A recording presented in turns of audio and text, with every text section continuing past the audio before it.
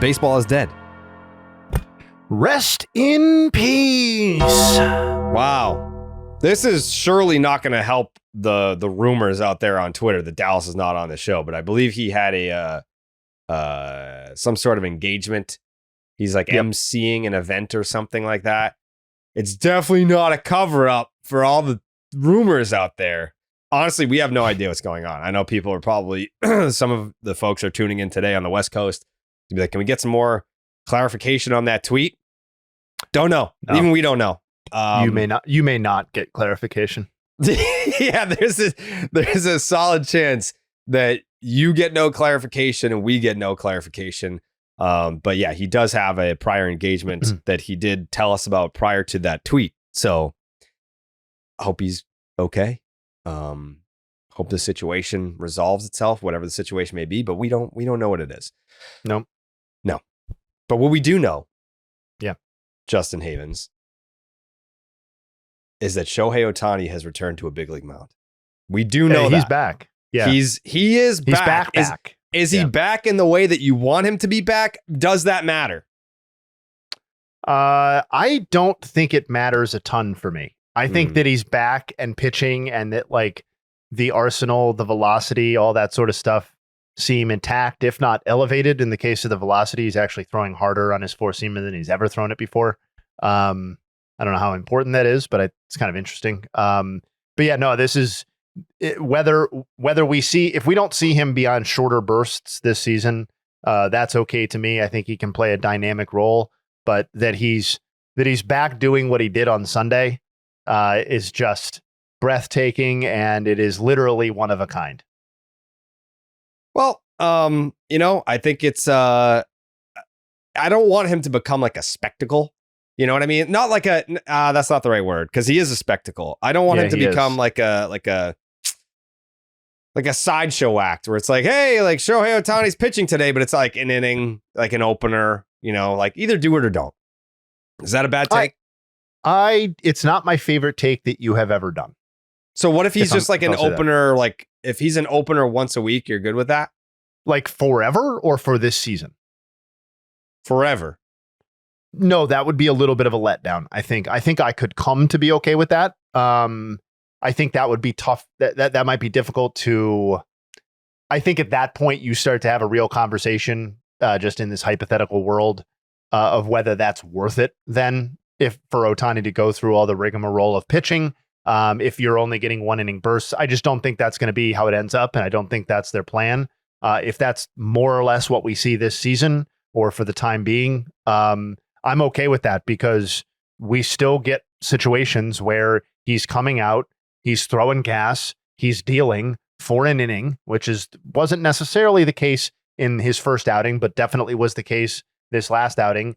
And he's giving you a homer and a triple and 5 RBI in the game too. Like that's literally something that no one else in the game can provide or really has ever provided on any sort of consistent basis. And he's just right back to doing that. I know his offense was a little bit slow up until last night since returning to pitching, but thankfully, or hopefully, a homer and a triple puts that, narrative, that budding narrative to rest.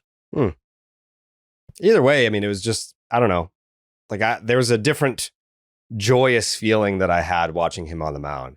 Like, I know that this is going to sound like, oh, you're just a big market guy, so you like the big market. But like seeing him in a Dodger uniform on the mound, it felt different. Like we've seen him on the mound in an Angels uniform. We've seen him perform for many years, MVP caliber pitching, hitting in the same game, in the same season, all that stuff. We've seen it before, but didn't it feel like there was a different level of aura around Shohei Ohtani in a Dodger uniform? Like Max is gonna fucking hate this, and I understand. Like, if you're an Angel fan, or maybe there's plenty of people that are gonna hate this. Like, yo, you're just blowing the Dodgers.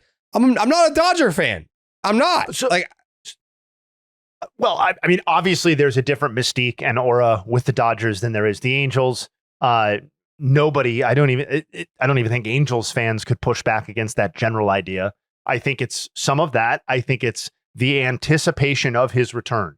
I guess we did have an anticipatory return for Ohtani in an Angels uniform. I don't think it was anticipated like this one was. The hype wasn't like this one was. And so I think that's playing into it. But I also think like we're probably going to reach a point 10 years down the line where photos and video of Ohtani in an Angels uniform looks and feels like a different planet, right? And a different generation of baseball, that because he's just going to become so synonymous with the Dodgers. But I'm just glad that he's back, and I'm glad that we don't have to deal with the conversation about, is this bad for his offense? Because last night we saw that that's not necessarily the case. Well, either way, it was exciting times to see Shohei Ohtani returning to the mound. First strikeout was pretty gruesome. Like what was it, like a slider sweeper, like down and in, like non-competitive pitch that just looked so nasty that no one was going to be able to hit that. It's good for baseball. It's good for baseball. I know that it's almost like, you know what? I'll say it like this.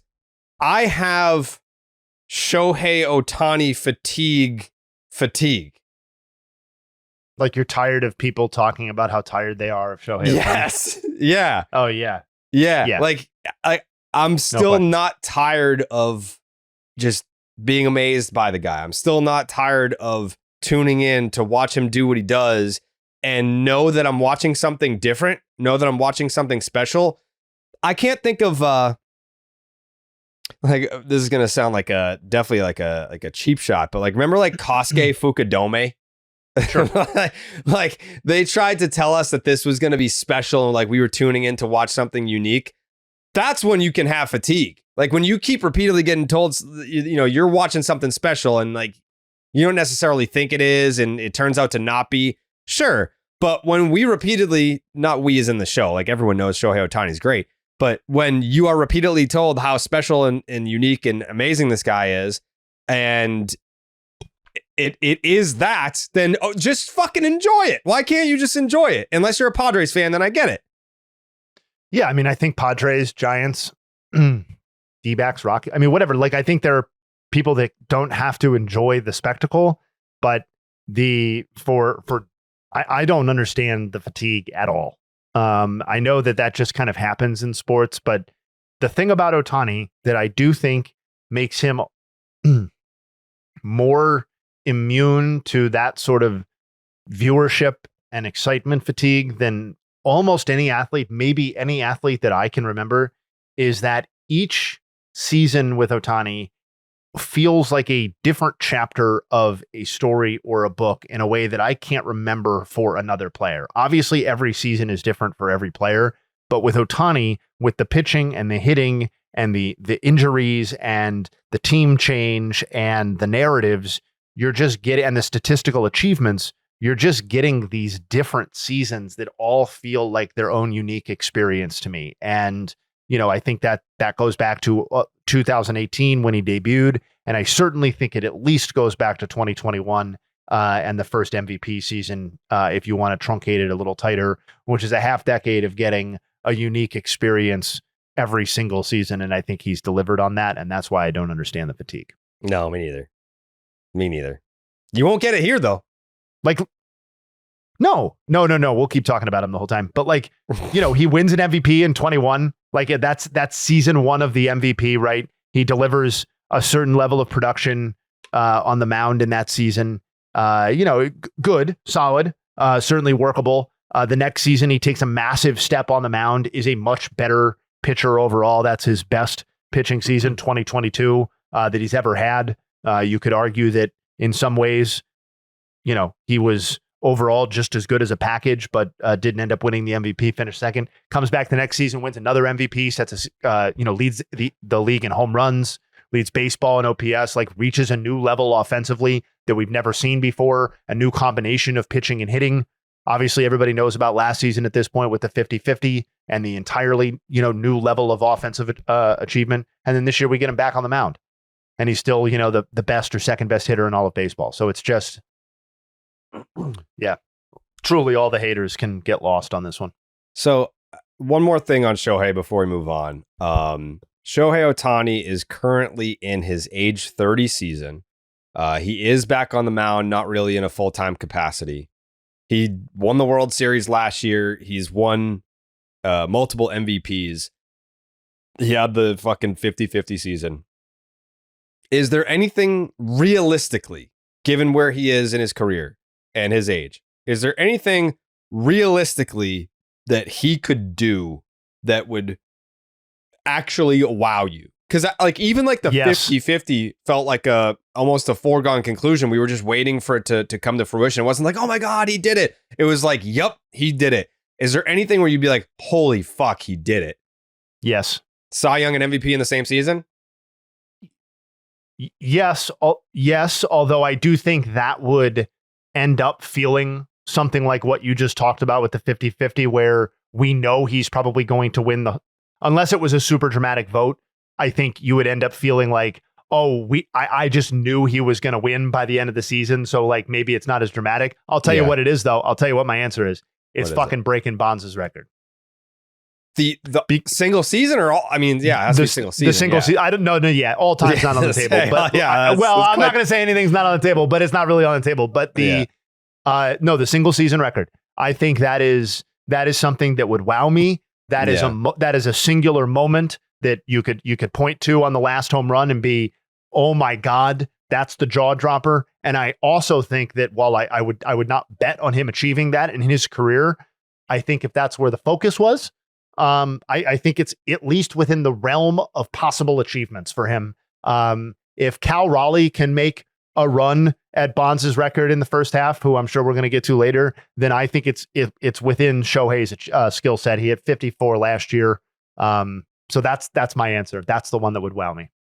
Interesting. Wouldn't it wow you? Yeah, of course. I mean, I don't think we're ever going to see it. Like if we see 74 home runs in a single season, I don't know. I was 9 in 1998. I remember them cutting in, but like, MLB Network didn't exist. Like the internet wasn't advanced enough to really follow the rest of the league. It was very hard to follow baseball outside of your own market. So I guess I don't have a true appreciation because of my age and because of, I guess like how baseball was covered at the time for just how grueling it is to get to 70 plus home runs. Yeah. I just remember following Aaron Judge's pursuit of the fake American League home run record. And that was grueling and still 12 home runs shy of the actual record. Like that's like a whole extra month. Like a really good month of hitting home runs is like 12. I'm pretty sure Shohei needed 10 plus in September to get to 50, right? Listen, man, I'm saying you said what's possible. No, I'm not. To me, that includes like a 5% chance, which I think is like 2.5% chance. Like that's what we're talking about here. I'm not saying you gave a bad answer. I'm not saying you gave a bad answer. I'm just saying like, I don't know that breaking Bonds' record is possible without a little bit of help, whether that's PEDs or juice baseballs. Like, I don't know in today's game if someone's going to be able to do that ever again. Yeah. I mean, I would vote against seeing it in my lifetime, but I'm not necessarily super confident in that. And I think, given the way that the baseballs fluctuate and all that, depending on who you believe, who knows what we'll see in the future or what the environment of the game could be. But yeah, if I had to bet on any single person in baseball currently breaking Barry Bonds' record at this point, I think I would actually maybe lean towards Ohtani over Judge. Just because I feel like we haven't seen what Ohtani looks like putting all that effort into hitting home runs exclusively. Which I'm not saying Aaron Judge exclusively hits home runs, of course, but yeah. Well, it is what it is, man. I think if it were ever to happen, I mean, I don't think that there would be an option outside of Ohtani or Judge to be able to do it. Unless Jayhay, unless that man's name is Cal Raleigh. Don't count out my guy Cal being able to go out there and hit 75 home runs this year. Yo. Because he He's on pace to hit what, 64? I think I have 66. Okay, so it must have been 64 after hitting 30. So then he hit 31 the next day. He has 5 has straight games with the homer through 75. Yep. Yeah. Interesting. All right, give me some fucking nugs on Cal Raleigh, please. Yeah. So he's up to 31, which is already the third most before the All-Star break in Mariners franchise history, and the only 2 seasons that he trails are probably at the very beginning of your baseball fandom. Ken Griffey Jr. in 1993 had 1994 had 33, and then upped that in 1998 with 35. In the McGuire-Sosa season, Griffey was obviously a part of that for a period of time before falling off. Some people forget that, but Raleigh already has 31. The all-time record. Do you know off the top of your head who the most home runs before the All-Star break belongs to? It's not hard. It's not hard. Was it Griffey? No, it's Bonds. It's 39 in 2001. Okay. But in was it 94? Who had like it was close to that in 90, the strike year? Let's see here. Someone was on pace in 1994.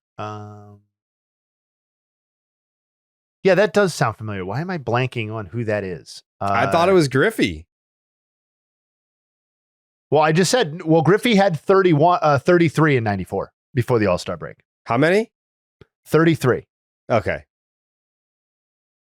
So Bonds had 39 in 2001. That's the most ever before the All-Star break. Cal Raleigh has 20 games left, buddy, until the All-Star break. That means he has 20 games to hit 8 home runs to tie Barry fucking Bonds for the most home runs before the All-Star break. He is, as we said, on pace. He's at 31. The Mariners have played a total of 76 games. 31, 76. So we'll double check that.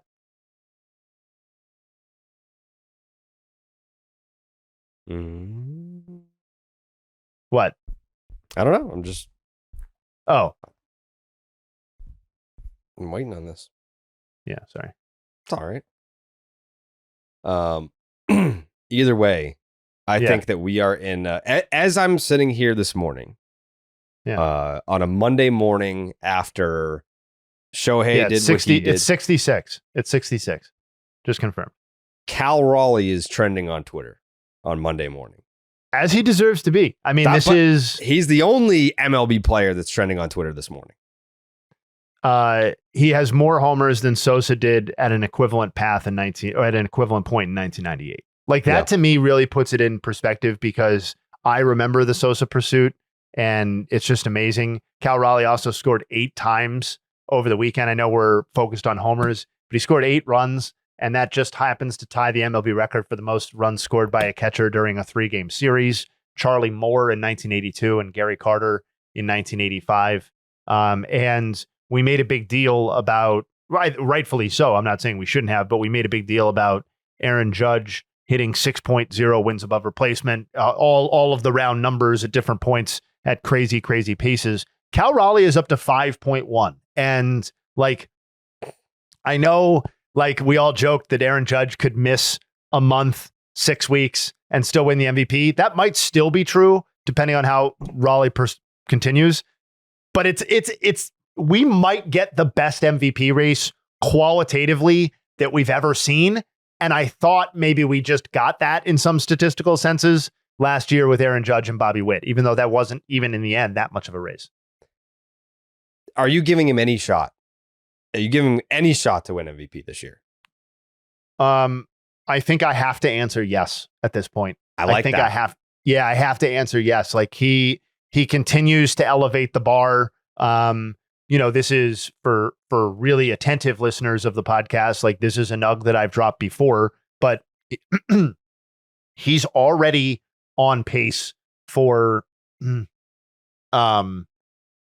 the greatest single season by adjusted OPS in by a catcher in AL or NL history.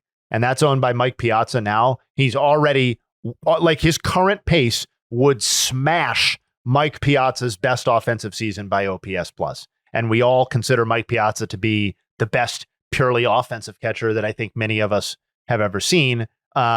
His current OPS plus, that was true when he was in the 180s. His current OPS plus is 200. Cal Raleigh's OPS plus is 200. That is better than any single season that Hank Aaron ever delivered. Jesus. I just think that, and others have made this point, Jayhay, and I just want it to be presented here. If you extrapolate Aaron Judge's numbers out the rest of the way, what they're going to be, and you extrapolate Cal Raleigh's numbers out the rest of the way, all the on pace numbers, Aaron Judge will end up probably with more home runs, more RBI, whatever. Maybe not. But isn't it more impressive that a catcher is doing this? As a voter, would you give him the edge because he's doing it in a more difficult defensive position? Yeah, I mean, yes. I mean, I think that is baked into the wins above replacement stuff that I'm talking about. Like, you know, just if we're looking at purely what numbers are they putting up, Cal Raleigh is hitting 90 points lower than Aaron Judge this season. His on-base percentage is 85 points lower, and his slugging percentage is about 70 points lower. So, like, if we're really just getting down to what are these guys accomplishing, he's still on an offensive level. He's not on Aaron Judge's level, other than hitting home runs and, I think, in turn, driving in runs, where he hits in the lineup, how awesome he is. But that he is a catcher and that he's not, you know, a guy faking the position, I think really helps his candidacy. And that's part of why I'm optimistic, or I answered your previous question, that I think he's absolutely in the race, and that Aaron Judge can't really flinch for a month or 6 weeks or miss significant amounts of time, because Cal Raleigh is going to continue to incrementally gain, even if he doesn't continue to put up a 1,000 OPS over the remainder of the season. Man, it's been fun to watch, man. Like, I've been a fan of Cal's for a few years now, just because, you know, when he burst on the scene, just a guy that's like, yeah, man, Jason Varitek, like, we're now in that generation where it's like the guys that I grew up on, today's stars, idolize them, like watching them. So Cal Raleigh being like, yeah, like Jason Varitek was the guy that I grew up watching. That's who I modeled my game after. And now here he is having not even one of, like, the best offensive season ever for a catcher, on pace for, currently having. And then not only that, but you're managing, and Dallas talked about this at length, you're managing one of the best pitching staffs in baseball on top of that. Like, you're the guy. It's not just like, hey, we put him at catcher because he has nowhere else to play defensively. Like, he's just back there. Like, no, he's a excellent defender managing one of the best pitching staffs in the game while also having one of the best offensive seasons of all time for a catcher. Like, what other package is cooler than that? Like, I get, besides like Shohei Ohtani being like an ace starter and a fucking all-time DH who can also swipe 50 bags. That's very cool too. But to me, I put it right up there. Cal Raleigh's skill set of being one of the best defenders at a very involved defensive position while being able to hit more home runs than anyone else in baseball, an OPS plus of 200. That's fucking cool, man. And he's a good guy. Like, I know that like that doesn't really matter in the grand scheme of things, but if you talk to him, like, there's star players that you talk to, you're like, all right, that guy's clearly a dick. Like, that guy's full of himself. Cal Raleigh's out here doing it all, and he's just like, you could bump into him at your local Chili's and not even know that he was a big league ball player, and he's one of the best in the league. That doesn't hurt. No, it doesn't. That makes him cooler to me. Being cool, yeah, 100%. Being nice 100%. is cool, Jayhay. Being nice is cool. Yeah, I completely agree, and I hope he makes a pursuit at whatever home run record would be cool. I mean, I think it would be neat if he makes a run at Griffey's franchise record or the All-Star break record. I think it would be cool if he makes a run at Aaron Judge's AL record. I think all of this would be cool. You know, it would be awesome. I'm sure I'm not the first person to notice the possibility of this, but the idea that he could be making a pursuit of breaking Aaron Judge's home run record while at the same time battling Pursuing Aaron him Judge for MVP, for yeah. the current MVP season. Yeah. Yeah. And probably, given what we know about the Mariners, probably needing every single fucking one of those homers to stay in whatever postseason race they're in at that point in the season. Like, they're going to need every win. This has the potential for incredible drama. But just imagine him breaking Judge's record to like seal the MVP or to swing the MVP or whatever. It's just, we're a long way from that. He's not even halfway there, but we'll see. Yeah. Not only that, Jayhay, but when you are a catcher at the big league level, you will not be afforded the same plate appearance opportunity as a right fielder like Aaron Judge. Like, you're going to have your fucking backup catcher. Yeah. Like, you need those days. Like, there's no catcher that's going out there and playing 155 games. So no, although he has played, I think 75 of their 76 games. So wow. Yeah, like I did not realize that. Yeah, his rest, so to Is speak, non-existent. Yeah, I mean, comes as a DH. He's played 17 games at DH, and 57 games at those are starting games. He's had one game as a pinch hitter, so if you want to count that as a day off, whatever. But the point being, his days off really come as a DH. So that's going to help his MVP candidacy as well. Yeah, that we're not going to talk about. But he's a catcher and he only played 125, 130 games. If he stays healthy, which is the caveat that all of these candidates will have, he's on pace to play 150, whatever, 8 games, whatever he's on pace to play. Yeah. He's like, on my day offs, I still hit homers. So correct. Yeah. That's pretty cool. Yeah. I think I haven't, let me just check real quick how close they are in WAR. Because I feel like Judge has got to be like a comfy lead. No, 6. Yeah, it's not really. I mean, it's about a win. 5.1 to 6 in favor of Judge. But it's just funny. Like, you think like, oh man, like those guys are duking it out. Like, the next closest guy is Mr. Peña at 3.9. Bobby Wood Jr. 3.9. Yeah, it's not even close. PCA, and they're having great seasons. Yeah. Yeah. I mean, like, PCA is having a breakout MVP caliber season. He's introducing himself to the world as a superstar, and like Judge is about to double him up. Buddy, we just spent the first 15 minutes of the pod slobbering over Shohei Ohtani, and in my opinion, justifiably so. And he is 2 wins behind Aaron Judge and a win and change behind Kyle Raleigh. I mean, the AL race. I mean, first of all, I know the Peña, Mr. Peña and Witt obviously are AL players too. So if you believe in F4, we'll just use that as the example right now. 4 of the 5 best players in the league have been in the AL this season, and the 2 most dominant by far have been in the AL. So could be an incredible race. Probably just down to 2 people though, given how well they're playing. Yeah. And context PCA is against key in these. Ohtani could be fun too. If he can keep it up. I think PCA has an incredible. I think he has a bar to reach that is going to be extremely difficult for anybody to overcome to unseat Shohei Ohtani, particularly if Ohtani's pitching again and pitching reasonably effectively, even in small bursts. But statistically, right now, he's a viable candidate.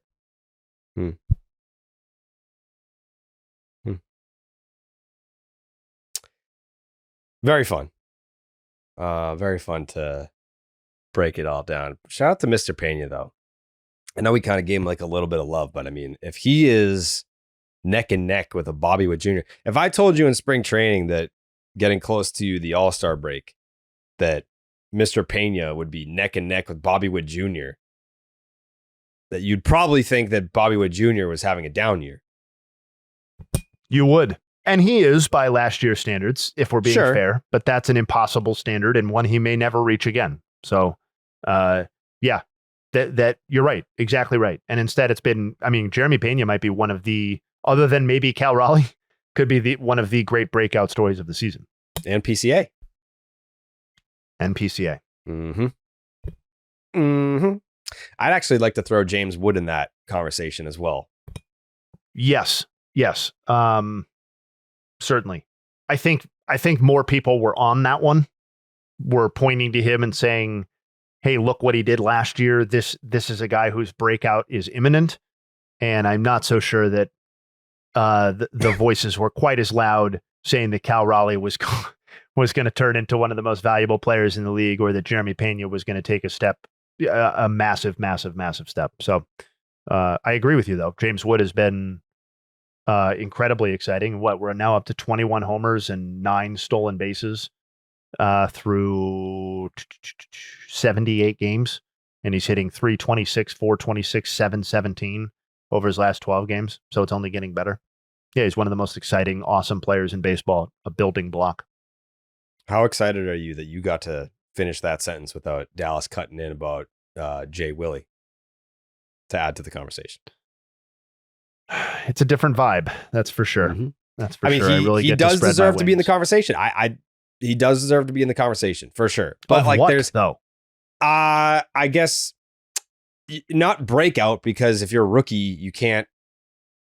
I don't know. I feel like a breakout season has to come after you've already had some time in the big leagues. But it is, it's. Oh, I mean, I'm not trying to be disrespectful to Jacob Wilson. I think his breakout is awesome. I think it is again on the short list of people, but I think if we're continuing to project, there is a version of James Wood that is competing for MVP awards, and maybe Dallas would be able to push back on this. I just don't know what world that exists for Jacob Wilson, even if, to me, the breakout is that he looks like a long-term piece of the A's future, which is very exciting for A's fans. I think James Wood has more potential in terms of what does he mean to the Major League Baseball fan as a whole, potentially. Hmm. I mean, 21-9 with his physical skill set and his triple slash line at his age, which I will take this time to point out is, what is it? 2 years, a year and a half younger than Jacob Wilson. So yeah, a year and a half younger than Jacob Wilson. So that matters. Half year younger than Jacob Wilson. So to me, that's worth noting as well. Yeah. You know what else is worth noting? That Jay Willie's going to be on my pick'em today. Actually, the A's off today. A's are off. You should not pick him. All right, so I'm not going to use him on my pick'em today. But tomorrow I'm going to be looking at some Jay Willie for my pick'em, which I've been hitting some recently, which is nice. I do like to win, and I like when my people win. When the listeners of BID, when they win, because the Underdog Fantasy app is the easiest place to play fantasy sports. Make sure you sign up with the promo code Jared. That's Jared to get up to $1,000 in bonus cash and a special pick on Underdog. That is Underdog Fantasy promo code Jared. Okay. Those are the big ones that I wanted to hit on right off the top. I woke up this morning just thinking about Cal Raleigh. Just thinking about him. I went to bed thinking about him. Then I woke up thinking about him. And then I got mad while I was walking my dog, and I started tweeting about a personal beef that I'm in right now. But then I came back to Cal Raleigh. So the Philadelphia Phillies. Listen, I'm not gonna do you guys wrong this time. I have an opportunity to right my wrongs, and I will do that.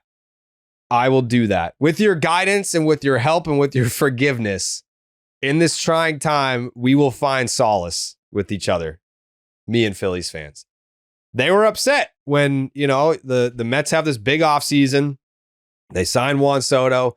They get off to this roaring start, and then the Phillies take over first place.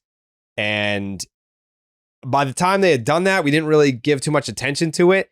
And by the time I, wanted to give attention to it, they had already fallen out of first place. The Mets had taken back over and built up, not like the biggest lead, but like a decently sized lead in the division.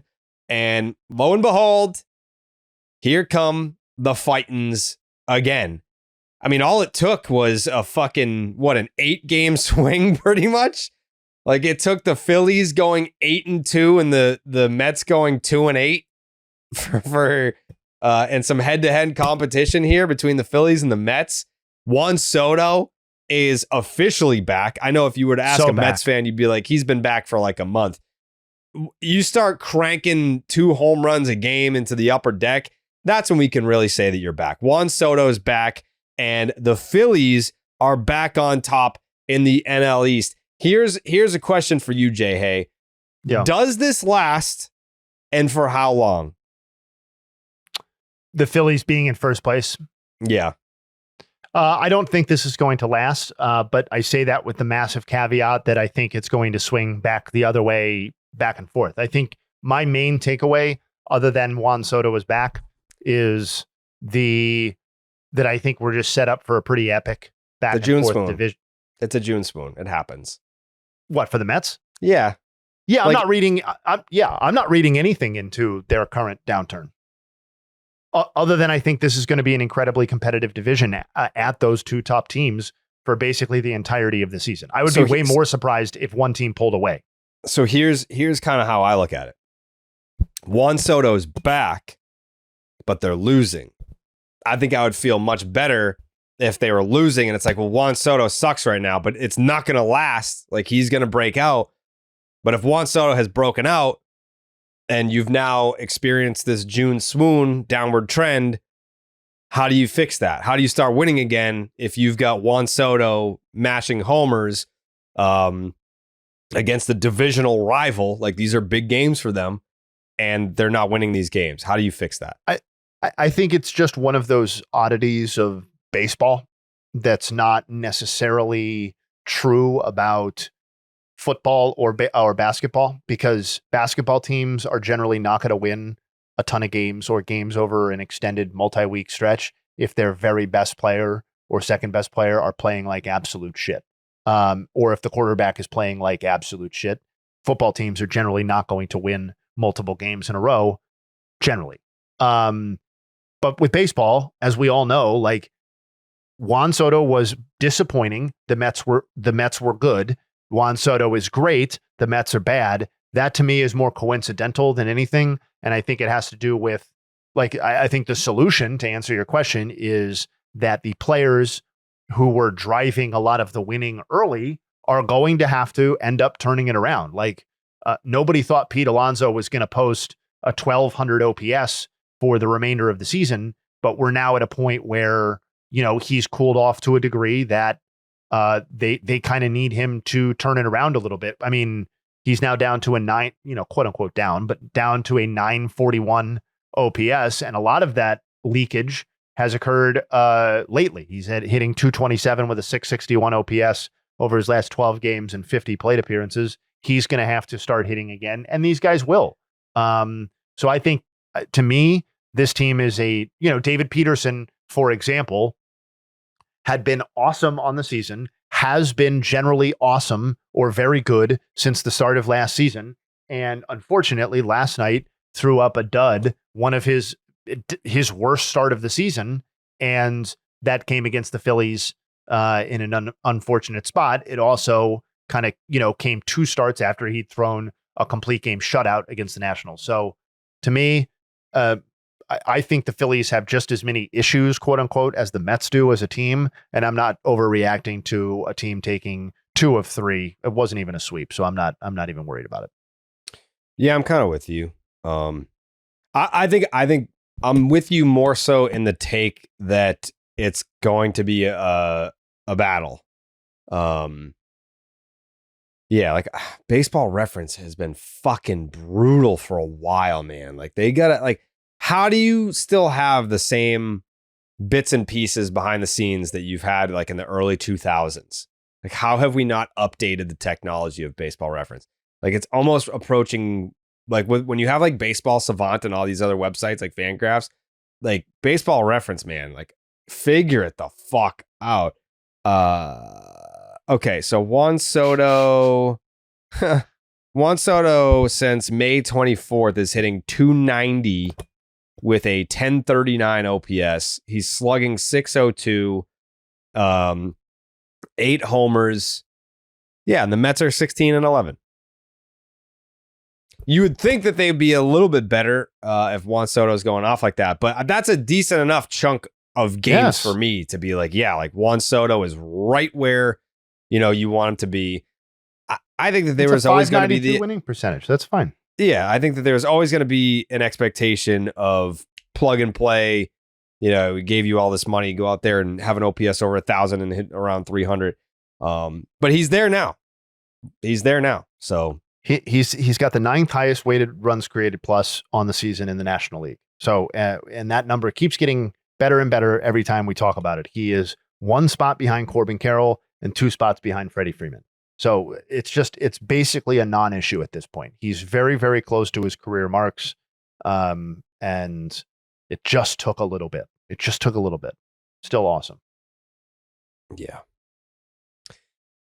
Yeah, I don't know that did Phillies fans any justice. I feel like they're no, like we barely talked about them. Yeah, like they're excited about being back in first place. Go Phils, and then we're just talking about the Mets pretty much. But that defensive play by Nick Castellanos over the weekend, though, where the broadcast was confused by what was happening. Like he tried to run not into the wall, like bounce off of it into the wall. Like he tried to like run into it as in like inside of the wall, and the ball landed and fell fair territory. So I don't know. Shout out to Nick Castellanos, I guess.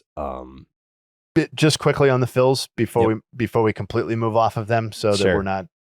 I did have one take, which was that, or the one take that I wanted to share, which was that I do think, in terms of takeaways from individual series or whatever, Luzardo coming out and throwing 6 2/3 scoreless last night, and really, dominating the Mets for the time that he was out there, I think is semi-significant or as significant as one start against a divisional opponent in late June can be. He's obviously been a little bit of a roller coaster this season, or really just an incredible start followed by 2 like absolutely brutally awful starts sandwiched. But he's now kind of back on track a little bit following that. That's, really 2 very good starts and 3 since then, with a 2.55 ERA since June 11th. And so for me, and Ranger Suarez was obviously awesome in his most recent start. So that to me is, kind of my mini takeaway from the Phillies. Well, we brought up the conversation not too long ago about Sandy Alcántara, and it was almost right when we pinpointed it. It was almost like it was a car wreck that we were looking away from. It's like, man, like was really rooting for this guy coming into this year, being a big trade piece or whatever. And it had gotten so bad in late May where we said, you know what? We have to talk about this. It's so bad. He's statistically the worst pitcher in baseball. And we said on the next podcast, let's follow up and see what it looks like. That next start, 6 innings, 2 earned runs. The following start, 6 innings, 0 earned runs. The following start, 5 innings, 2 earned runs.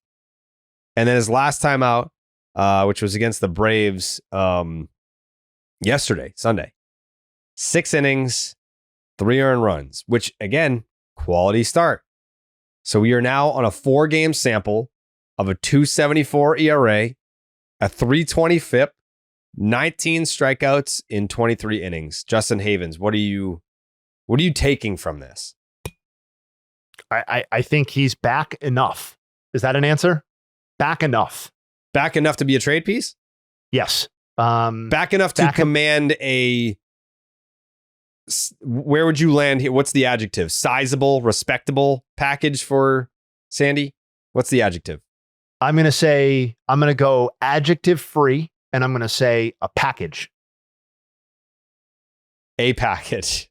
A package. So this is All right, you were receiving. Because before, I don't think it was really anything. I think it was we're not Yeah. paying him anymore, right? Yeah. Now I think you are getting something back for him, and I think Live there bodies. are yes, and I think maybe something real. Like I think maybe something you can point to and be like, this is probably not a prospect. I don't think that's going to light the world on fire, but I think something you could point to and being like, this is an asset.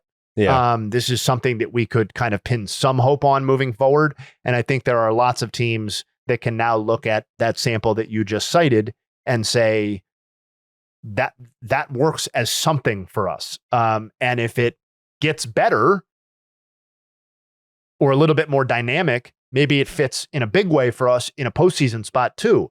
But we need to get to the postseason, like we talked about the last time with Alcántara. And, that's why a team like the Dodgers or the Cubs, who are dealing with various levels of long-term and short-term injuries to their rotations, could now look at a Sandy and be like, yeah, that's a guy who's taking the ball and delivering 6 and maybe a quality start or thereabouts, more often than not moving forward. So, yeah, I think he's back enough. Like you're not excited about this, right? Like you're mostly in agreement with what I'm saying. Yep. So, all right, here's where I'm at. I'm trying to put on like my GM hat. Yeah. If I were a team that needed starting pitching, I mean, because he's getting paid too, like this is like he's, like he got real big league money. This is not like a shitty situation where it's like, oh, well, I mean, shitty for the player, where he's getting like $850K. It's like, no, like you're gonna have to pay dollars for this guy while also giving up something for this guy. It would definitely be a buyer beware situation. Like if I'm someone that I know I've got a finite number of bullets to take my shot at the trade deadline, I think it's kind of like a last option for me. Like I don't know that I'm targeting Sandy and saying this is the missing piece. If I've got an ace and I've got like a solid enough number 2 and I want that guy that I can slot in for like my game 3 starter, I don't know that that's the first place that I look. Like I'm afraid of A, a regression, B, how does he respond to the environment? Because obviously if I'm trading for him, I'm bringing him into a winning situation, which he's not been a part of. I don't know. How would you approach it? How would you feel? So here's what I'll say is I think this is much about what's around in the market as it is about him, because I don't think that you're going to end up landing unless there is a wild card entrant into the trade market, which is certainly possible. You never know what some of these teams are going to do. Maybe the Braves are less, I know Sale just hit the IL, but maybe the Braves are less against trading some of their other pitchers than they have put forth publicly. I think that's ultimately unlikely. But when you look at the teams that are clear-cut sellers or going to be clear-cut sellers, I just wonder who is really better than Sandy Alcántara if this is the version of Sandy Alcántara that we're talking about now. Mackenzie Gore, if he's put on the table, sure, he's better. He's more dynamic. Of course. But like think about the package that they're going to ask for Mackenzie Gore. Think about whether you're going to be willing to pay that. Think about, his impending contract situation that eventually you're going to have. Like that's a much more complicated situation, obviously a much higher upside, but also more complicated. Also, I think it's unlikely that they would even put him on the table ultimately. So then you look at who the rest of the teams, like, are the Pirates willing to dangle a Mitch Keller? Loved the interview. Not sure that Mitch Keller makes me feel any real different than Sandy Alcántara. And in the fact that we've seen Sandy Alcántara at least win a Cy Young Award maybe makes me feel a little bit better that I can at least dream that that's something we could get back to, or we could get back to 85% of that. Maybe that's better than Mitch Keller. I'm not sure. Mitch Keller, also on a long-term deal, right? Or a semi-long-term deal. So yes, there's money I think attached there. 5. Yeah, so there's money attached to that. That's also a complicating factor. Do the D-backs put somebody out? Is Zach Gallen better than Sandy Alcántara? I'll pose that back to you. What is your off-the-cuff reaction to that? Zach Gallen has yet to show me something this year. But I think he has a 5.60 ERA, Jared. Yes. But I think like who am I in this exercise? Am I the Dodgers? You know, like, do I think there's certain organizations where it's like, oh, they acquired him, he'll be nasty now, you know? But I think I would feel just about the same way of the Dodgers acquiring Sandy Alcántara as I would about them acquiring Zach Gallen at this point, in terms of, oh, well, I feel like they might be able to fix him. Yeah. Like, I know Gallen is more recently good, but he's been very blah, very, like, not worse than blah this season, frankly. A lot of his underlying stuff is going in the wrong direction. I believe he's a pending free agent. He is. So that's like another, and the other pitching options available on the D-backs, I don't think make me feel any different, probably worse than a Sandy. The Rockies, we're not even going to joke about that. The Marlins don't have anybody that's A, they're going to actually offer, and B, is interesting other than him. The A's, like, what if the A's put Luis Severino on board? I don't give a fuck. Like, Luis Severino's definitely not pitching for me in the postseason. If I'm a serious team, I'd consider it, only just because I feel like he is someone who has been vocal about his surroundings clearly impacting. Just I don't. Then you're he's never used a it. Mental case. He hasn't used it as an excuse for his performance, but like, he's been like, this is not the big leagues. I'm already on record as saying, specific to Luis Severino, I do not give a fuck about his complaints. Well, I agree with that. I mean, you had a choice and you chose the A's knowing that this was the situation. Well, and to me, like, not to like psychoanalyze a guy I don't know, but if you are a person who chooses a situation and then complains about the situation, knowing what the situation is likely going to be, to me, that's not somebody I'm in a hurry to go out and acquire for my team to pitch important innings for me when their numbers are what they are and his contract is what it is. So we're doing an exercise here, but I think, who's on the Orioles that makes you feel better? Who's on the Angels that makes you feel better? There's probably a pitcher or two on the Angels that actually does, like, maybe Jose Soriano actually does make me feel better. He's having a very good season, but it's marginal, and they're going to ask a real price because they think he's important. Kikuchi? I don't think Kikuchi makes me feel different or better. Why? Like, he's just a mediocrity to me. But he's not. He is in the sense where there's a shit ton of base runners allowed, but they don't score. Yeah, you might be right. Maybe I'm being a little harsh on him. He has been significantly better over the larger sample this season than Alcántara, for sure. I just, like, to me, like, I look at what made him an interesting pitcher last year when he went from Toronto to Houston, and it doesn't seem like we've actually retained a lot of those quote unquote gains year to year. Like, his strikeout rate is way down. His walk rate is way back up. In fact, he leads Major League Baseball. And part of this is a quantity thing, obviously. Made 16 starts, but he leads Major League Baseball in total walks issued. I just don't know that at the end of the day, when it's a 3.01 ERA, but a 4.20 FIP, that's no different than the rest of his career. Yeah. And I don't think, and he's again on a long-term deal. So, or a medium-term deal. There's real money attached to Kikuchi's deal. So, I think the point of this extended exercise was for me to tell you that, in theory, I like aiming higher, and I'd love for the Cubs specifically to aim higher in terms of starting pitcher that makes you feel great. Unless we get somebody who's not expected, which is always possible, like, for some reason Dylan Cease or something comes onto the market, and he's obviously had an up and down season, then I don't see how that works or where that person's coming from. Yeah. Which is the whole idea of Sandy in the first place, right? Sure. And why he was identified really early on. Marlins being shitty and terrible and a bad franchise is part of it, but everybody knew that the market was going to be dog meat, most likely. Mm. Where do you see the fit? I like the teams that don't need, this is nice to say. I like him on the teams that don't need him to be a number one starter or even a number two starter. Ultimately, down the line, the realized versions of the team.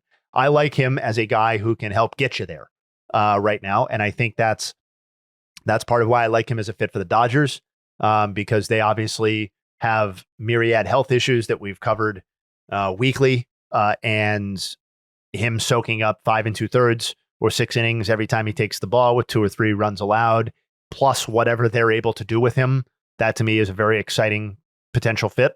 But I think he fits like a lot of pitchers that will end up on the trade market. I think he fits in a lot of different spots because every team can conceivably argue that if they're competing, that they need a number 2, a number 3, or a number 4 starter. But I like that fit other than the Phils. I don't think he makes sense on the Phillies.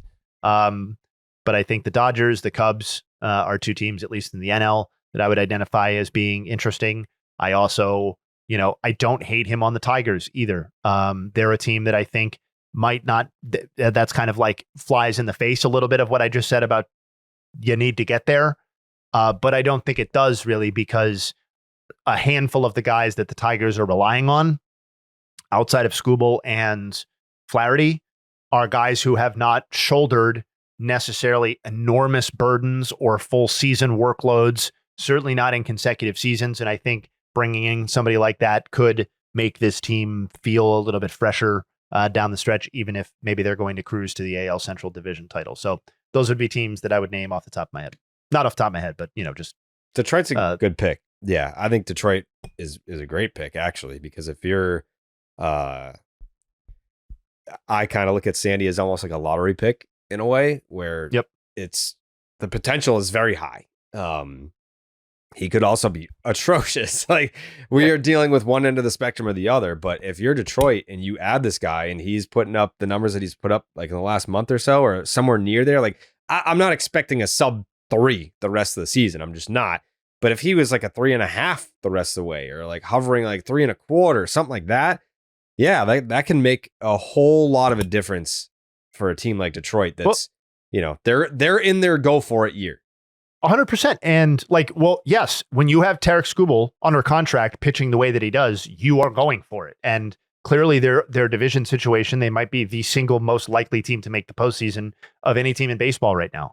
And just to put specifics on it, like they've lost Jackson Jobe. We know that he was supposed to be a piece, maybe not a log 150 innings piece, but a piece. Reese Olson is on his way back, but has missed time.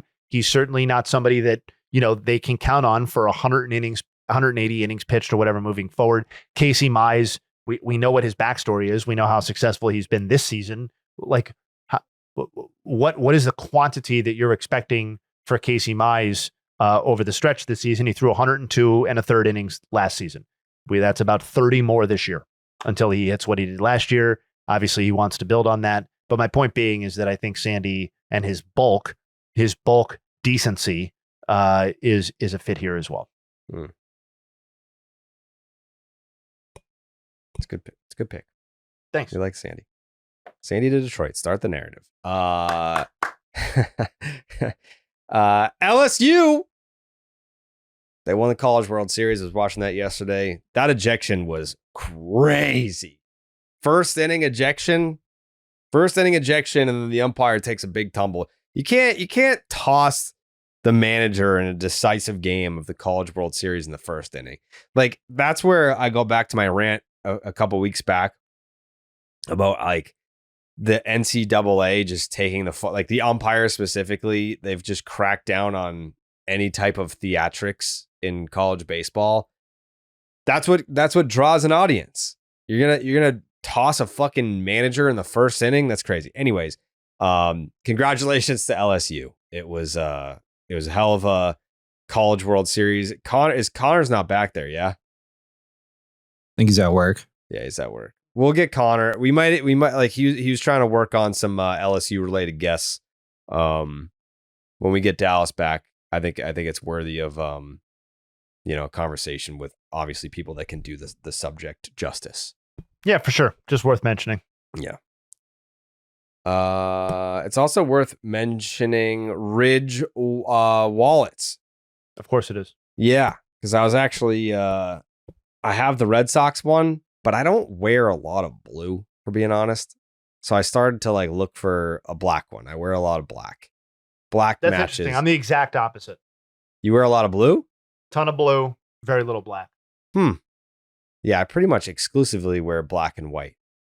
So if I have a Red Sox Ridge wallet, I'm like, this doesn't go with with what I got. Your aesthetic. Yeah. Yeah. But there's no shame in having more than one Ridge wallet, I guess is the point that I'm trying to make, because they are unique, slim. They've got a modern design that holds up to 12 cards plus cash, made with premium materials like aluminum, titanium, and carbon fiber. Over 50 plus colors and styles to choose from. All Ridge products have a lifetime warranty. This is literally the last wallet that you'll ever have to buy. Does it give you peace of mind knowing that all Ridge wallets have RFID blocking technology, keeping you safe from digital pickpocketers? Over 100,000 5-star reviews. Losing your wallet's the worst. We all know that. T loses his wallet all the time. But with the Ridge AirTag attachment, you'll always know exactly where it is before panic mode kicks in. Ridge isn't just about wallets. They create premium everyday carry essentials like key cases, suitcases, and rings, all built with the same sleek, durable design. No matter what you pick, Ridge has free shipping, a 99-day risk-free trial, and a lifetime warranty on all of their products. Right now, just in time for Father's Day, which is now past, Ridge is having a huge sale. Get up to 50% off your order at ridge.com/BID. Just head to ridge.com/BID to find the perfect gift for dad or yourself. When you check out, they'll ask you where you heard about them. Please support our show and tell them that we sent you. Give dad the upgrade he deserves this year. And you know what? I know Father's Day is past and all that, but you can just get your dad a wallet anyway. I mean, I feel like we could spend more time just nurturing our fathers. Yeah, why not? Especially, Jayhay speaking as a father. Yep. Did you have a nice Father's Day? Oh, I did. I did very much. I'm very blessed to have access to both my father and my father-in-law. So we spent that time with both of them. I went out to dinner with my dad, not just us, but with my family, and my mom as well. And that was very special. Another great Father's Day. And yes, I got 2 gifts. In fact, since you asked, coincidentally, I'm wearing one of my gifts right now. Wow. Yep. Allie got me this very nice fleece sweatshirt thing, which I love.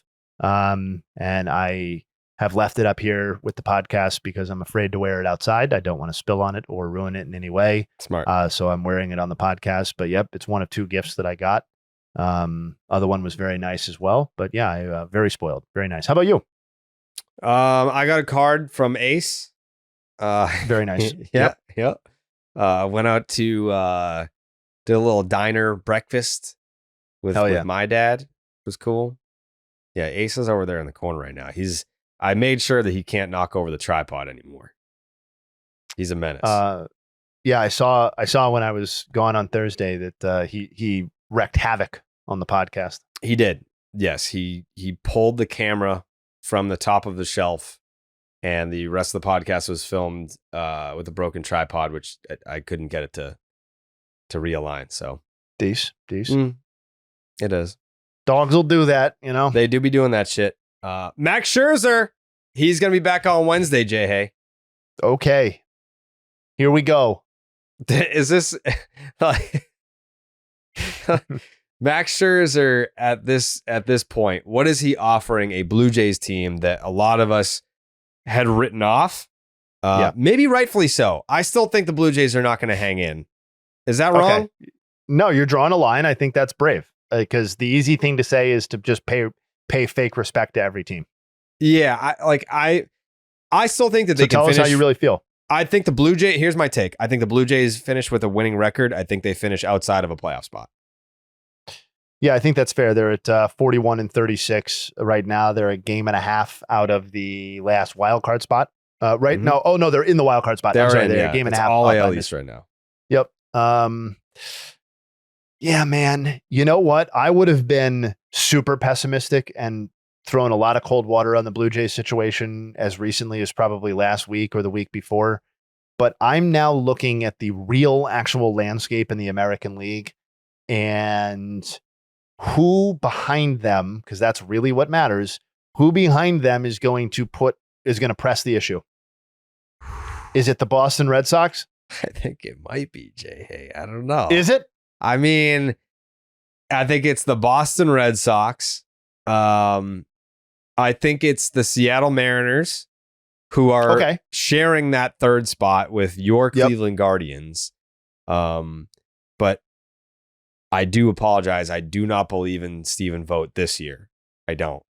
I understand. I think there's a lot to be skeptical about with the Guardians for sure. Yeah. And then after that, yeah, it is the Red Sox. And then I think the Kansas City Royals have shown at times they'll be aggressive when they feel they need to be. That's the team that I've got my eye on at the deadline is the Royals. Like, what are those sneaky fucks going to be up to? Yeah, I agree. I mean, I picked them to win the division, so I think I almost by default have to agree. I'm just, and I've said this before, I just have like really, really deep, maybe unfixable concerns about their offense this season. And I just like, it's really, really bad. And I don't like, they have, I know past Vinny has turned it around and that's very encouraging, but I just don't know that there's anybody on this team that like, I just feel like the offense needs so much help and Caglione has not been the immediate answer. And I think it's a little bit unfair to expect that he is. We can all get excited about the possibility that he is or would be, but he has not been through 17 games and 68 plate appearances so far. But I just see kind of a really problematic offense. And if I'm being fair, I know what my preseason expectations were for these two teams, and they were very different. But I'm now looking at the current states of the Blue Jays and the Royals, and I don't think the Royals are necessarily better, and the Blue Jays have the benefit of being in the standings. So I'm not sure I'm picking the Blue Jays to make the postseason either, but I think they're definitely more viable than I thought they would be, and I think they're probably much closer to what they thought they were, which is a credit to them because that messaging was pretty clear with their actions throughout the season, and they're now 41-36 in the middle of the wild card race. So. To your point, though, about the Royals offense, is it still that they have they rank higher in team OPS than they do in team ERA? Or no, I'm thinking the Mariners. Never mind. I'm thinking the Mariners. Never mind. Oh, okay. Okay. I was like, I don't think so, but Yeah, no.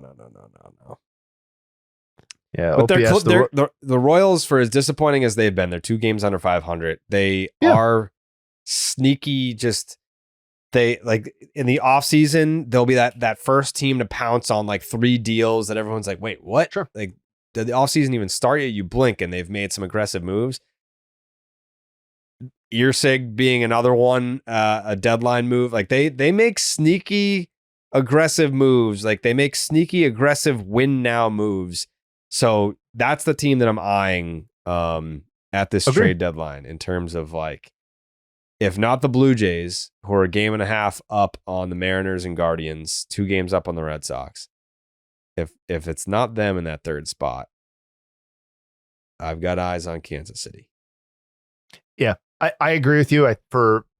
They have certainly been more aggressive in those sorts of transactions than say the Guards, but I just feel like it might be one of those situations where, like, how do you plug 4 holes in an offense? I don't think you can do that. Yeah, and I think that might be the sort of situation that they're facing. The Rangers, another team that's kind of back there in the standings. Their offense has been fucking dog shit too. I think in a way more unexpected way than the Royals. But yeah, I mean, point being, I think the Blue Jays correctly read the situation in the AL, which is that there's not much going on here outside of a couple teams, and we can be in this, and they are. Also, Caglione, since being called up, he's played in 17 games. He's got the 2 homers, but they came in the same game. And he's hitting 203, getting on base at a 250 clip. It's a 594 OPS. So that's not enough. That might be enough to send him back down, actually. Yeah. You're not sending him back down, are you? This second, probably not, but I think that's probably going to be on the table sooner than later if he keeps up a sub 600 OPS, because you don't want to fuck him up. Yeah, I guess. I don't know. I mean, I can't say shit. Like Roman Anthony is hitting way worse. But I guess like if you look at this, let me ask you this, Jayhay, as our resident baseball nerd. Like Roman Anthony, last I checked, was hitting like 091. Let me pull up the numbers just to be accurate here. He is, since being called up, is hitting 111 with a 539 OPS. I love Roman Mhm. Anthony. I know he's going to be a star in this league. I'm just being pessimistic. When you look at the Baseball Savant page, Yeah. and you see that it is all just red, but those are what the numbers are. Tell the fans listening, like, why should you be optimistic about a breakout if you've got bad numbers, but the Baseball Savant is bright red? Because it's generally saying that there's something good about the process. And I know people don't want to hear about process when he's hitting whatever it is you said. But if he is, and I know there's fatigue about like, oh, I don't care about eggs velocity. I care about hits and wins. And, but the fact of the matter is that if you hit a ball at a certain velocity, at a certain trajectory, then it is more likely to be a hit, and it is more likely to be an extra base hit if it's hit a certain way. And that's what you're seeing in a lot of Roman Anthony's numbers. His barrel rate, and again, these are very small samples, but some of these are much stickier than traditional stats in smaller samples.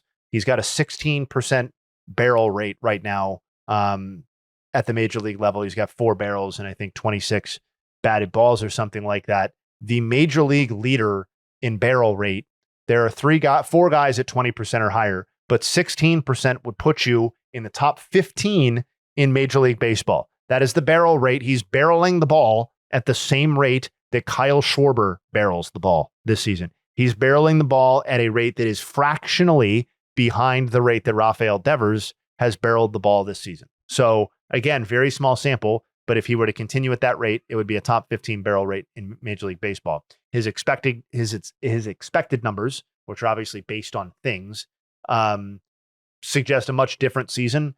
I'm glad you actually asked this though, because when I looked at his Baseball Savant page last week, because I was curious what was going on with Roman Anthony last week.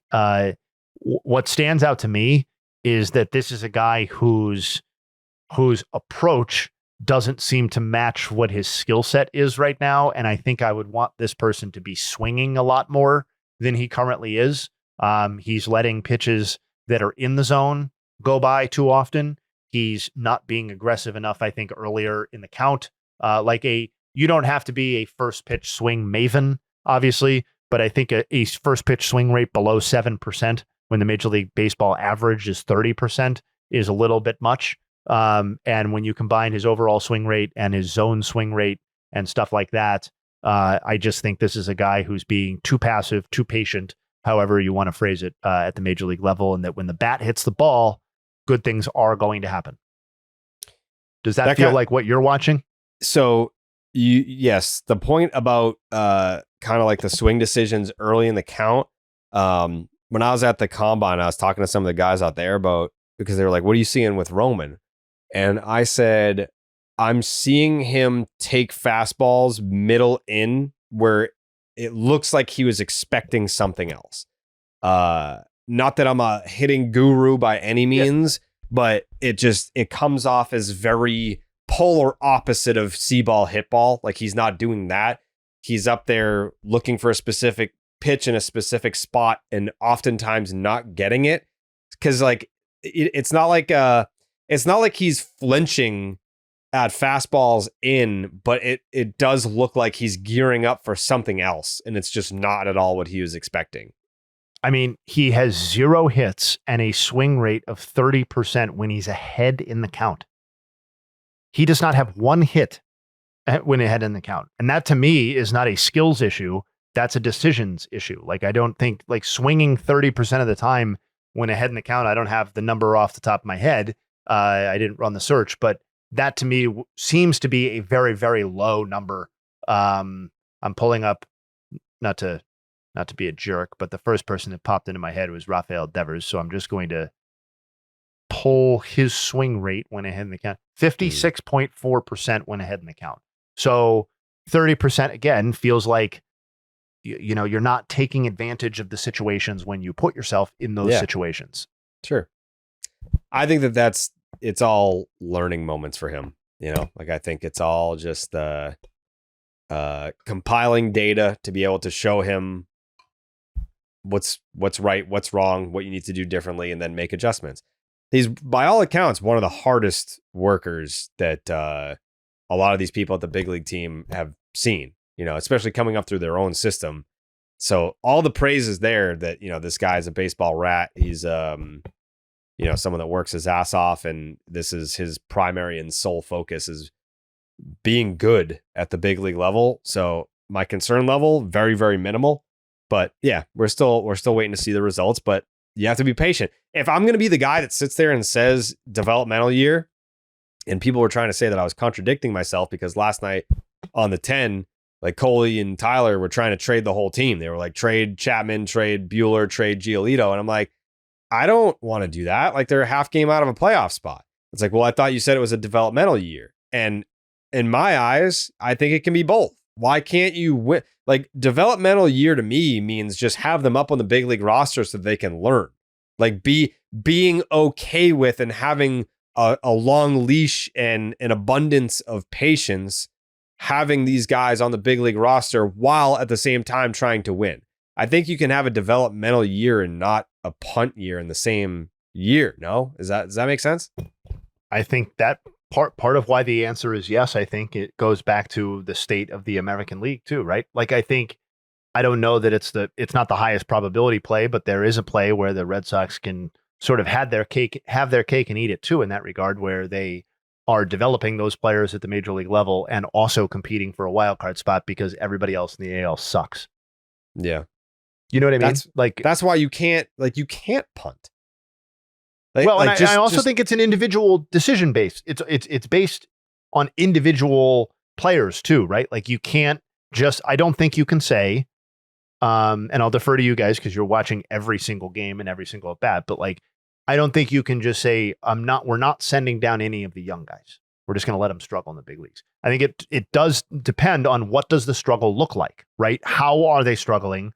Like, if you're just completely overmatched and getting the bat blown out of your hand, you probably need to be sent down. For somebody like Roman Anthony, to me, this is I would think it's more of a conversation thing than it is like you need to go back down and work on swinging at strikes, like taking advantage of the count. Like, that's not something you work on at the minor league level to me, I don't think.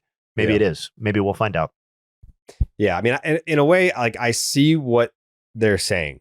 They, as in Cole and Tyler, by, Cole Reagan's was a return for an Aroldis Chapman trade. And Chapman right now is arguably the best reliever in the league. So I get the temptation of wanting to flip him because at this, I think you're going to get to a point where Meyer and Roman, they graduate, and Campbell, like all those guys, like they graduate, and all this farm system talk, the Red Sox have the best farm system and all that. It's like, well, all those guys are at the big league level. You have to replenish at one point or another. They also traded Teal and Montgomery in the deal for Crochet. So you don't want to have this barren wasteland of a farm system. And if you're in a position where you can replenish it a little bit, yeah, I see the temptation in doing that. But isn't the point to win big league ball games? Isn't that the whole point of this? It is. It is. You would think that was the point of bringing Garrett Crochet aboard. You would think that was the point of signing Alex Bregman. And just generally speaking, yes, that is the point. Yep. Yeah. And like, we're talking with Bregman, you have to operate like this is a 1-year deal. You can't just assume that he's going to opt in because of the injury, opt out and re-sign an extension. You can't assume those things like that. No, I don't think you need to be held hostage by the idea that you have Alex Bregman on your team. This isn't LeBron fucking James, but like, not even that. Think you need to be cognizant of what his contract situation is and make informed decisions off of that. Yeah. That, and also like you brought up Garrett Crochet, through X amount of starts or innings or whatever it is, it's him and Pedro Martinez in your entire franchise's history. So, I mean, like I said the other day about, I'll be furious if they waste the season. And that, again, was another thing that people just like, wasn't understanding what I'm saying. I'm just saying, like, make the fucking playoffs. Just get in. Get there. Well, and Crochet's young, right? But we know with pitchers that, like, A, how much better than this is he really going to get? Maybe not at all. And B, like, it could end at any time. So yes, you're building towards something with this team and this core, and Garrett Crochet is a part of that, a great young ace. But it's also he's fully baked, more or less. You know what I mean? Like, this is as good as it's going to get in a lot of senses. Yeah. You don't want to waste a season like this. I don't know though, Jayhay. I mean, like, this is. You don't think he could get a little bit better? I mean, the fact. No. I think I just asked how much better can he get. Yeah, I think marginally, yes, but I think he could be better. Yeah. I'm not writing off that he can get 5, 10, whatever % better. I agree, Yeah. but I think this is part of the peak of Garrett Crochet, and this is part of what you're looking to capitalize on when you traded for him. That's all. Yeah. What do you make of the demotions, the Francisco Alvarez, Christian Campbell demotions? The Christian Campbell demotion was admittedly a little bit more interesting to me. This is sort of what I was referring to when I said that I think it is a case by case basis, and what are you seeing at the major league level?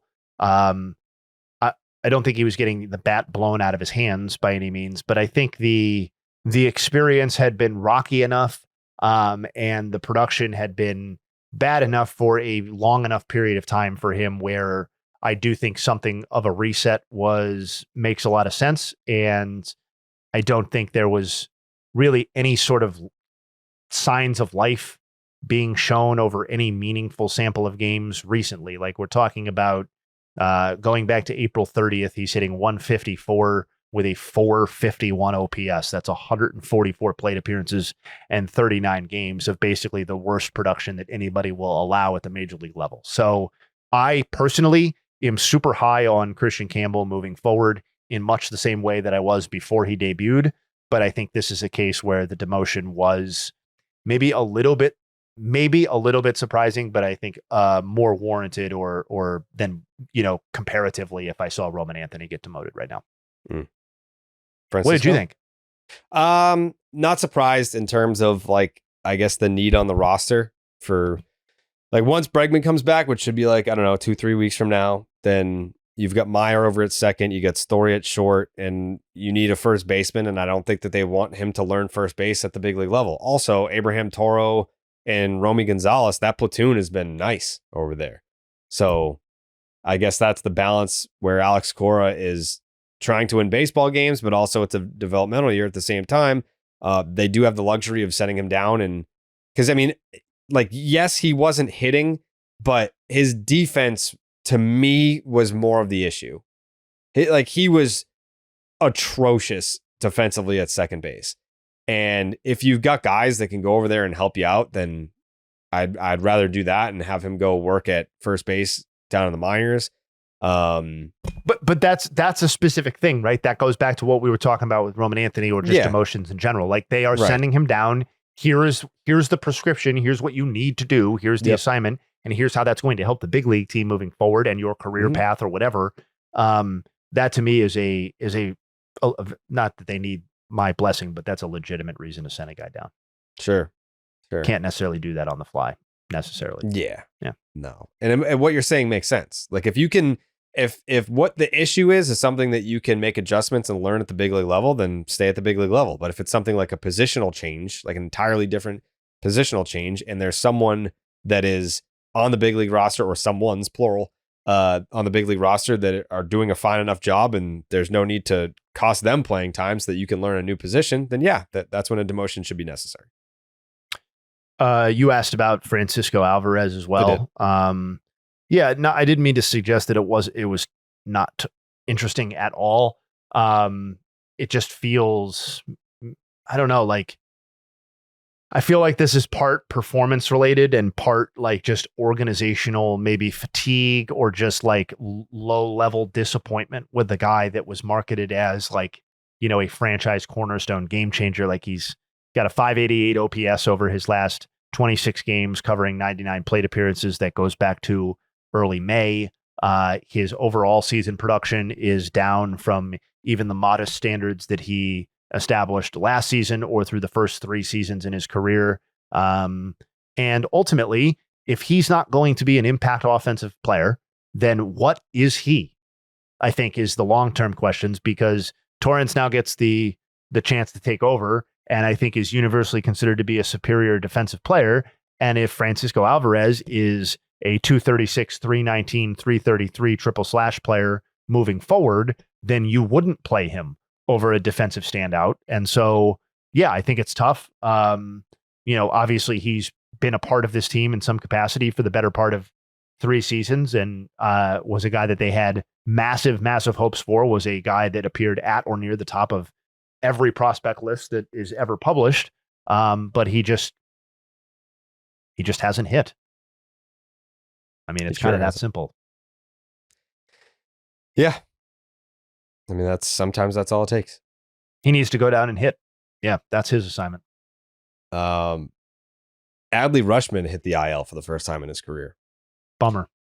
It is a bummer. That's an easy guy to root for. And I mean, it's one of those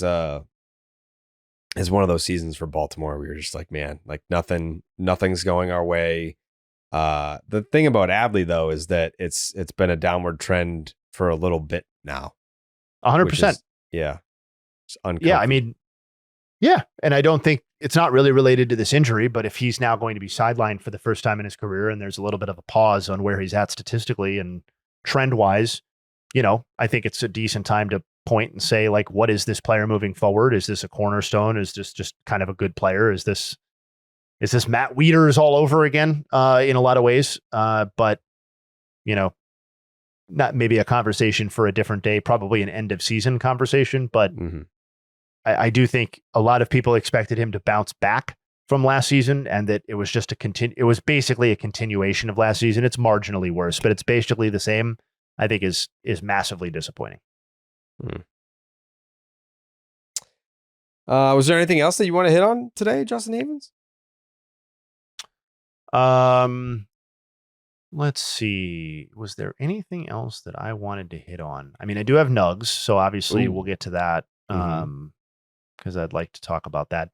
Chase Burns, I did want to hit on that just because it's going to happen It's going to happen before we record the podcast again. But anytime you get, an elite draft pick making his debut, that's stuff to tune in for. In a year of being drafted. Absolutely. Yeah. 2024, number 2 overall pick, Chase Burns, going to make his debut. He posted in less than a year. Yeah. Yeah, you're right. Less than a year. 1.77 ERA in 66 innings pitched across 13 starts this year between 3 levels of minor league baseball in just this season alone. 89 strikeouts and only 38 hits allowed in those 66 innings. He's going to face the Yankees. So that will, not to be a big market hack, but that Chase Burns versus Aaron Judge will be something that we get to see in his debut. Power versus power.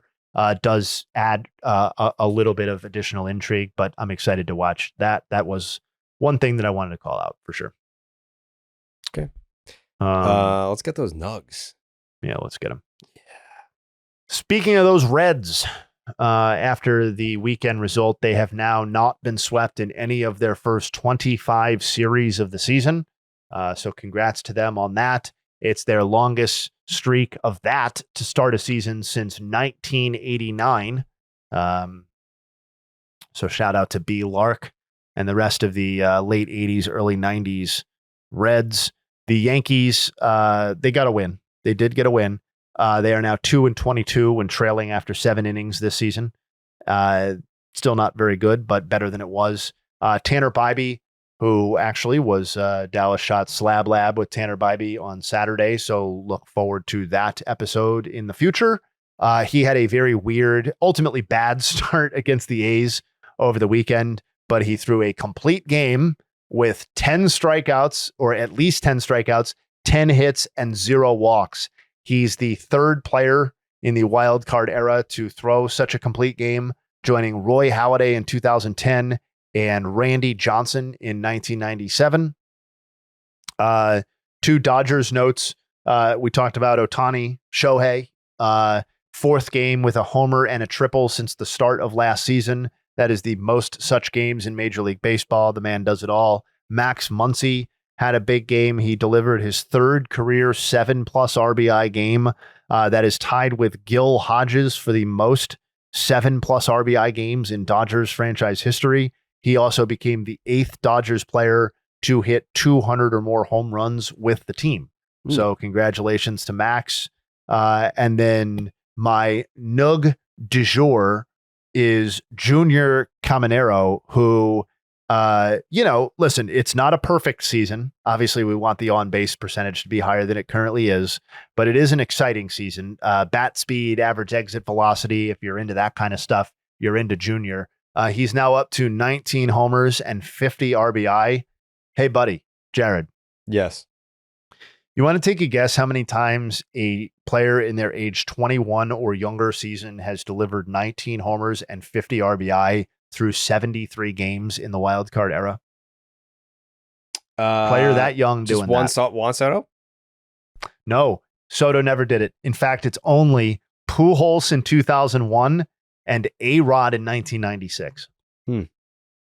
The only other instances in Major League Baseball history of somebody doing what Caminero has done is Bob Horner in 1979, Eddie Matthews, Hall of Famer in 1953, and Mel Ott, Hall of Famer in 1929. So very exciting. And just to go back to that AL wild card picture as I wrap up the Nuggs, the Rays at the thick of that. And I think, I think there's a lot more interesting things to like there than there is on just about any of those other teams that's competing at the in the thick of those in the wild card race. So I think, obviously the plus 70 run differential, but in terms of individual contributors and reasons to tune in, I think the Rays are actually way more interesting than most of these other teams.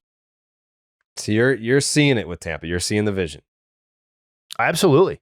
I mean, again, it's environmental too, because I'm just not really seeing the vision with a lot of these other teams or how they become anything more than 500 direct. But with the Rays, I do see a different vision. I do see a little bit more upside there and dynamism. So I'll join you in saying that they're for real, but I'll ask you this question. Ask it. How do we miss this every year? How do we go into a season where I'm not saying we as in the podcast, but we're included in it. I'm saying like the entire baseball world. We'll start a season and just completely write them off, not even consider them. I mean, not every year, but like there are definitely some years where they're not even a thought in the divisional race. And then here come the Rays. They either win it, finish second, make it to the postseason, what have you. And they're doing it without McClanahan, right? Yep. Which he was obviously, when the season started, was supposed to be, a big part of what they're doing. How do we miss it every year? That's a good question. So I don't think anybody thought the Rays were going to be bad this year, right? It was more just like they'll be third or fourth or fifth and won't ultimately really matter. Non-factor team, yeah. Yeah.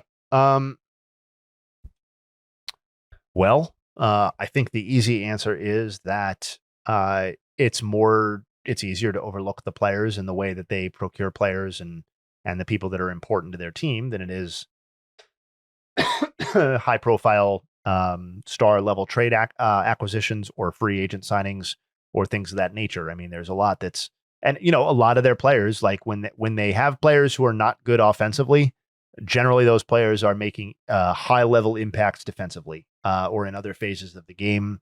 But yeah, there's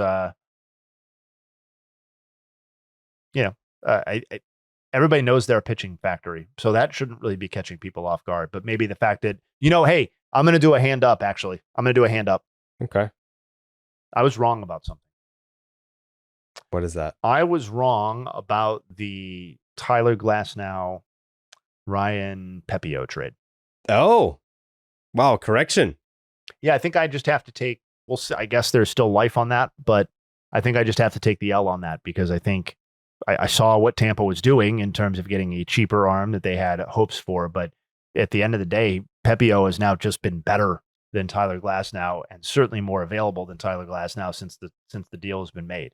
He's got a 3.36 ERA in 224 innings since the deal has been made. And Tyler Glasnow is at 152 innings with a 3.61 ERA. So he both has fewer innings by a significant amount, 70 innings, and a higher ERA, and is paid significantly more money. So I love Glasnow. You love Glasnow. I do. I would love him in a postseason start, all that sort of jazz, not bailing on him by any means. But if you're the Rays and operating the way that they do, they made the trade and got less expensive and got a guy to this point who has been just better. It's a tough pill to swallow for me. Yeah, I mean, it was my mea culpa, so you don't have to own it if you don't want to. But I can't find instances where I'm wrong all that often. So when I do, I want to make sure that I call them out. Yeah, they're to be celebrated. In a way, yeah. Yeah, they are rare occasions, so that when we do get them, it's like, wow, like this is a special event. Yep, I'm a man just like all of you, but a man. I'm a man. Mm-hmm. Yeah. How about some Jake's takes? Let's get them. Mm-hmm. Just getting ready to watch my Red Sox get massacred tonight. If you don't know why that's a foregone conclusion, tune into section 10, skip forward to the Stop and Shop look ahead. We are getting smoked tonight. Wow. Yeah. Gonna have to do that, actually. That one's on me. See, hey, if it's accountability hour, I'll be accountable right now. If the Red Sox get smoked tonight, it's absolutely on me. It's a weird, bizarre thing, Jayhay, but anytime that in the Stop and Shop look ahead where we're breaking down the probable pitchers, anytime I make fun of an opposing pitcher's last name, he just shoves it right up the Red Sox ass every time. And this one, like I just couldn't read it. People thought I was making fun of his last name. I just didn't know. I didn't know what it was. So I don't know. I really struggled with it. And then now people are going to blame me if the Red Sox get smoked tonight. I don't know. I don't think it's fair, but here we are. I'm going to have to go see how you pronounce that. Not well. Not well. Kohanowitz. Yeah. Yeah. Let me see if I can pull it up for you, Jay. Pecorino. Yeah, let's see. Let's see here. Goes. How the fuck do you say? Oh, T. How do you say this guy's name? Hold on. Now they're gonna lose his game. No.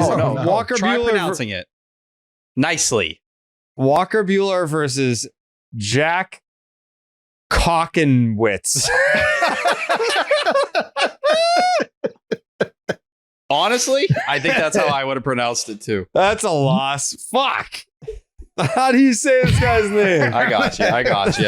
Jack Hawkhammer. Kohanowitz.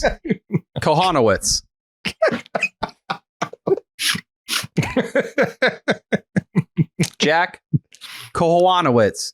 We got Jack Mehoff on the first one. Mike Hunt in the second game. Mike It looks like the Angels just pulled up IP Freely to close out the series. The IP throws the cutter. We're getting 45% swept. of the time. They already got swept. It's over. But Mike Coxballs is really the diamond of this rotation. He's the straw that stirs the drink in Anaheim. Cock and Balls loves the four-seamer. Throws it 52% of the time. Is this segment enough to like move the line on like a sports book, do you think? like sounds like all the money is going. Yeah, it's tough. It's tough. Well, you'll never forget it now. I still don't know it. Kohanowitz. I said it. Tyler said it in the clip, and now I just said it again. Get it? Kohanowitz.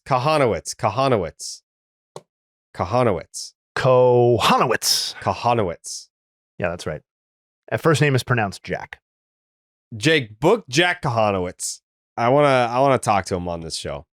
Or maybe it's Yak. Maybe it's Yak Kohanowitz. Could I be hope Hawk. it is. It should be actually. Yeah, Hawk Kohanowitz. Yeah. I'll book whoever it is. Yeah, please. Let's get a pronunciation on the first name too when you book them. We'll be back on Wednesday. Yes, indeed. Chris Bubich will be on Slab Lab with Dallas later this week. Yep. Family Feud coming back on Thursday. As far as I know, assuming we got DB, I'll be here. All-Star voting also closes Thursday. Same day at noon. I think we're due to get an update today on that balloting. So maybe we can walk through that ballot on Wednesday and see where that stands and, make sure to register our votes and get the fans out to vote as well. There you go. Should we fill out a ballot? That's what I'm saying for Wednesday. Yeah. Because I wanted to see the update, because the last update was like last Monday, so that doesn't do us really any good for No. a podcast a week later. But Right. the newest update hasn't come out by the time of recording, so we'll hit it on Wednesday, and you and I will register our votes, Yeah, I almost and don't Jake wanna too, see. obviously. But Yeah, Jake's all. I have a feeling I know what his ballot looks like. Yeah, I mean, it might surprise you. I don't know. it won't surprise me. Maybe the dumbest listeners that we have will be surprised, but I think I could do it. Yeah, I could do it.